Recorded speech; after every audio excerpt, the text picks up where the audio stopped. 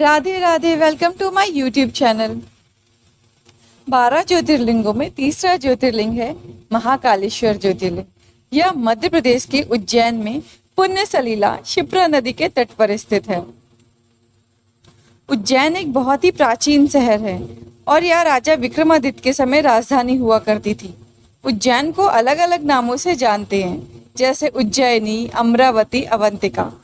पुराणों में से 7 मोक्षदायिनी नगरों में रखा गया है। उज्जैन की क्षिप्रा नदी के तट पर सिंहस्थ कुंभ मेला हर 12 वर्ष के उपरांत मनाया जाता है। इस दिन यहाँ एक साथ 10 प्रकार के दुर्लभ योग बने होते हैं, जिसमें आपको बैसाख मास, मेष राशि पर सूर्य, सिंह पर बृहस्पति, स्वाति नक्षत्र, शुक्ल पक्ष, पूर्णिमा आदि सभी चीजें एक साथ देखने को मिल जाएंगी। महाकालेश्वर ज्योतिर्लिंग का अपना एक अलग ही महत्व है। माना जाता है कि महाकालेश्वर ज्योतिर्लिंग पृथ्वी स्थापित एकमात्र दक्षिण मुखी शिवलिंग है। प्राचीन युग में पूरी दुनिया का एक मानक समय माना जाता था, जो कि यहीं से निर्धारित होता था। यह ज्योतिर्लिंग जहाँ स्थापित है, उसके शिखर से कर्क रेखा होकर गुजरती है। इसे पृथ्वी की नाभि स्थल की मान्यता मिली हुई है। महाकालेश्वर ज्योतिर्लिंग का इतिहास। महाकाल के इस मंदिर का निर्माण 6वीं शताब्दी में किया गया था। अगर इतिहास को पढ़ा जाए तो पता चलता है कि उज्जैन में 1107 से 1728 ईस्वी तक यवनों का शासन हुआ करता था। इनके शासनकाल में लगभग 4500 वर्षों की हिंदुओं की प्राचीन धार्मिक परंपरा व मान्यताओं को पूरी तरह खंडित व नष्ट करने का भरसक प्रयास किया। मराठा राजाओं ने मालवा क्षेत्र में आक्रमण करके 22 नवंबर 1728 में अपना आधिपत्य स्थापित कर दिया।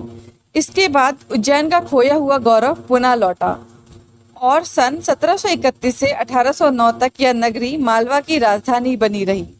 मराठों के शासनकाल में उज्जैन में 2 महत्वपूर्ण घटनाएं घटी। महाकालेश्वर ज्योतिर्लिंग का पुनः स्थापना। यहाँ पर क्षिप्रा नदी के तट पर सिंहस्थ पर्व कुंभ मेला स्नान की पूरी व्यवस्था की हुई है। उज्जैन के लोगों के लिए मंदिर एक बहुत ही बड़ी उपलब्धि थी और फिर बाद में राजा भोज ने महाकालेश्वर मंदिर की पुरानी प्रतिष्ठा को वापस स्थापित किया, बल्कि इसका भव्य निर्माण कराया। महाकालेश्वर ज्योतिर्लिंग को लेकर एक बहुत ही अनोखी कहानी जुड़ी हुई है। अवंतिका नाम से एक रमणीय नगरी थी, जिसे आज हम उज्जैन नगरी के नाम से जानते हैं, जो भगवान शिव को बहुत प्रिय है। शिव पुराण के कोटि रुद्र संहिता में महाकालेश्वर ज्योतिर्लिंग की कथा का विस्तार से वर्णन किया गया है, जो कुछ इस प्रकार से है। इस नगरी में एक बहुत ज्ञानी व शिवभक्त ब्राह्मण रहा करता था। उसका नाम वेद प्रिय था। उनके 4 आज्ञाकारी पुत्र थे। यह भगवान शिव के बहुत बड़े भक्त थे। वह हर रोज पार्थिव शिवलिंग बनाकर विधि पूर्वक पूजन किया करते थे। रत्नमाल पर्वत पर एक दूषण नाम का राक्षस रहता था, जिसको ब्रह्मा जी से वरदान प्राप्त था। वह वरदान के अहंकार में धार्मिक कार्यों में विघ्न डालता था। उसने उज्जैन के ब्राह्मण पर आक्रमण करने का विचार बना लिया। दूषण ने अवंती के ब्राह्मण को परेशान करना शुरू कर दिया था। ब्राह्मणों के विनय पर भगवान शिव ब्राह्मणों की रक्षा के लिए साक्षात महाकाल के रूप में प्रकट हुए। शिव भगवान ने अपने शक्ति से दूषण को भस्म कर दिया। भक्तों ने भगवान शिव से वहीं स्थापित होने की प्रार्थना की, तो भगवान शिव वहां पर ज्योतिर्लिंग के रूप में विराजमान हो गए।